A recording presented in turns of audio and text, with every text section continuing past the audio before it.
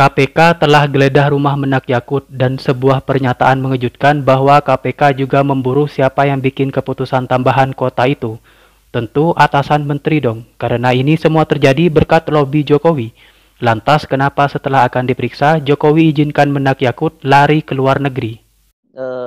KPK juga tengah memburu tokoh yang memberi perintah pembuatan SK Menteri Agama sehingga kemudian diputuskan membagi kuota tambahan haji 2024 sebesar 20.000 itu menjadi apa? Menjadi hanya dua bagian ya. Itu kepentingan apa dan dia ditugaskan ke luar negeri dan mengapa kemudian sang menteri itu dapat izin dari presiden. Hanya dua itu saja. Nggak mungkin seorang menteri itu kabur ke luar negeri dalam waktu yang lama tanpa perintah atau izin dari presiden.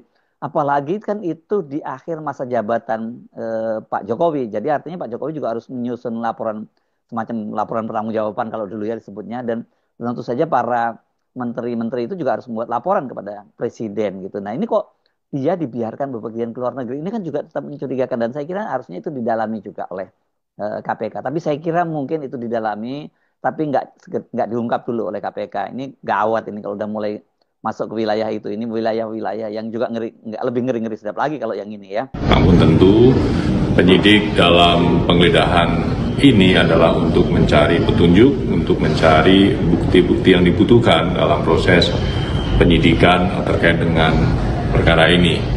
Terlebih dari perkara dengan kerugian negara, hitungan awal penyidik lebih dari 1 triliun.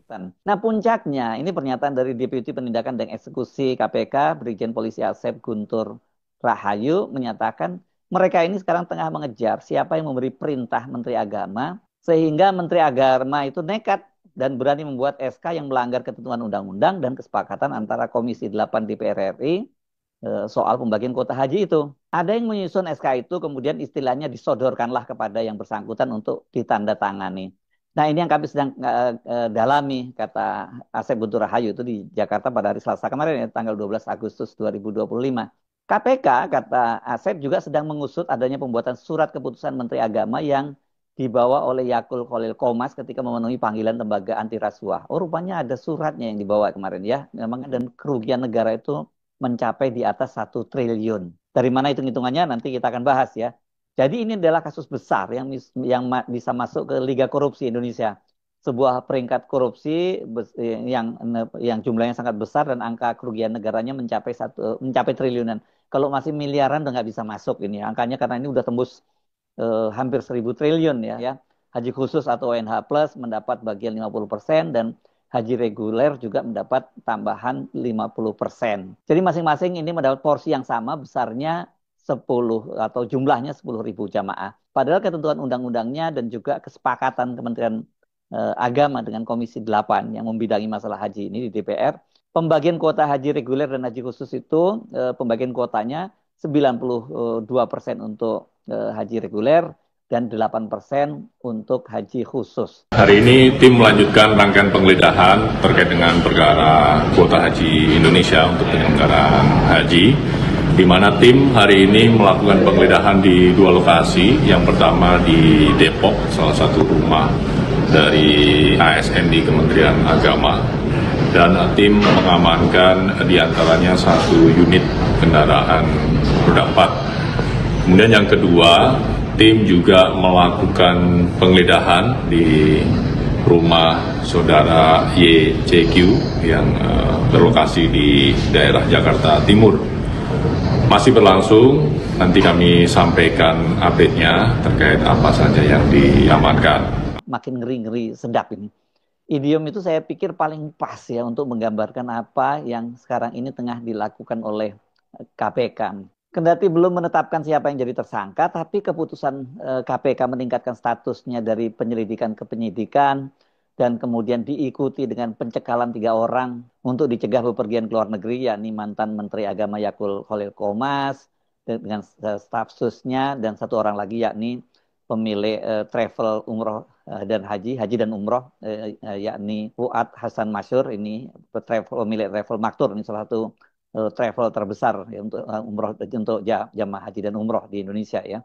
Jelas keputusan ini saja sudah menyedot perhatian dan biasanya ya kalau orang udah dicekal ini nggak jauh-jauh lagi nanti statusnya akan meningkat ke penyidikan dan jadi tersangka juga lah gitu ya. Kecuali kalau ada faktor-faktor lain yang kita tidak tahu karena ini banyak sekali faktor politiknya, nuansa politiknya sangat kuat gitu ya. Yakut Khalil Qomas itu adalah tokoh kontroversial selama dia menjabat sebagai Menteri Agama. Dan jangan lupa dia adalah adik kandung dari Ketua PBNU Yahya Stakuf. Dan pada waktu ribut-ribut dulu pansus kuota haji ini, bahkan ini coba ditarik oleh Ketua PBNU Yahya Stakuf bahwa ini adalah persoalan personal di antara PKB yang dipimpin oleh Muhaimin Iskandar dengan dia sebagai Ketua Umum PBNU. Jadi karena kenapa diperiksa oleh pansus sampai dibentuk pansus ya karena katanya Menteri Agamanya itu adalah adik kandung dia begitu. Makanya dan kita tahu saat itu presidennya adalah Joko Widodo. Tapi kalau kita lihat kronologisnya kan kuota tambahan ini merupakan hasil lobby dari Presiden Joko Widodo dan itu diberikan oleh Pangeran Muhammad bin Salman MBS. Ya, karena alasannya Indonesia itu antriannya sangat panjang tadi yang saya sebutkan tadi sampai 40 tahun. Ada 41 tahun malah di Sulawesi Selatan itu. Logikanya Presiden Jokowi pasti ingin mengurangi antrian itu. Ini jadi semacam legacy karena peristiwa tahun 2024 itu akhir masa jabatan dia ya, yang kedua periode. Kan Jokowi udah tahu bahwa dia tidak bisa memperpanjang masa jabatannya sampai 3 periode seperti dia inginkan. Jadi harusnya dia kan bisa nantinya mengklaim lah bahwa dia di akhir masa jabatannya dia sukses mengurangi antrian jamaah haji Indonesia dengan lobby dia kemudian mendapatkan tambahan 20.000 kuota tadi. Jadi kagak aneh kalau dia justru menyetujui pembagian kuota yang jumlahnya untuk ONH Plus itu lebih banyak dan melampaui undang-undang. Ini menurut saya kalau memang itu yang terjadi aneh. Mantan Presiden Jokowi terseret korupsi haji 1 triliun lebih ini perannya. KPK bakal memanggil Presiden ke-7 RI Joko Widodo dalam kasus korupsi kota haji 2024 sebab hal itu terjadi pada masa akhir pemerintahan dia. Kasus ini berpusat pada penyelewengan kota haji tambahan sebanyak 20.000 jemaah. Juru bicara KPK Budi Prasetyo menegaskan, lembaga anti rasuah tidak akan tebang pilih dalam memanggil saksi-saksi untuk dimintai keterangannya. Pemanggilan saksi-saksi termasuk terhadap Jokowi sepenuhnya bergantung pada kebutuhan penyidik.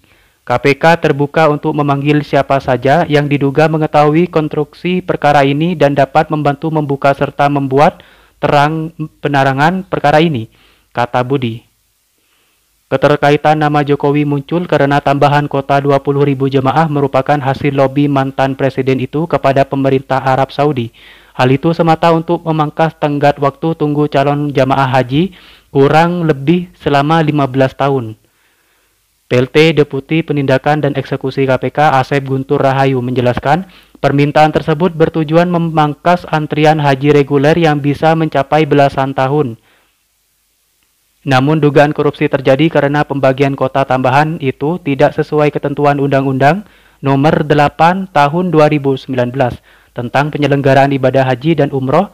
Sesuai aturan 92% kota harus untuk haji reguler dan 8% untuk haji khusus.